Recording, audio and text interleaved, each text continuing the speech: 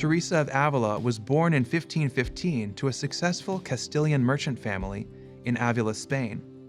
She was a born leader, passionate, chatty, and witty, and very comfortable taking charge.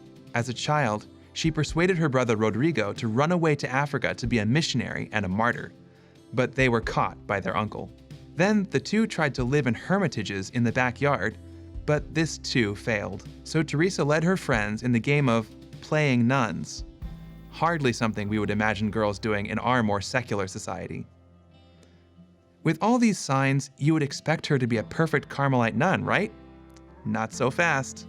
After joining the Carmelites and developing a life of prayer for 5 years, Teresa of Ávila went through 15 years of spiritual laziness.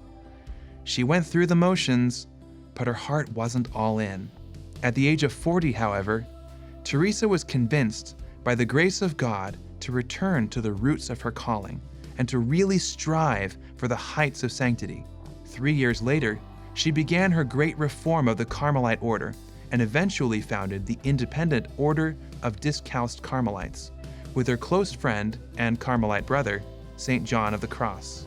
In 1970, Pope Paul VI declared Teresa of Ávila a doctor of the Church because she can teach us most about prayer, about our interior life with God. The Gospel of John records Jesus saying, "In my Father's house there are many mansions." And Teresa of Ávila expands this image in her book on the life of prayer, The Interior Castle.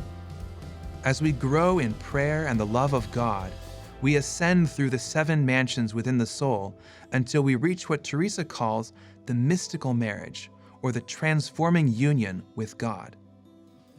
Don't think that this transforming union is only for great saints and mystics hidden away in convents and cloisters. St. Teresa insists that growth in holiness does not depend on one's environment. Rather, she says, the time is always favorable for God to grant his great favors to those who truly serve him. This is Teresa's great contribution as a doctor of the Church. She teaches us to pray without words, to pray with mind and heart united to God. St. Teresa of Ávila, pray for us.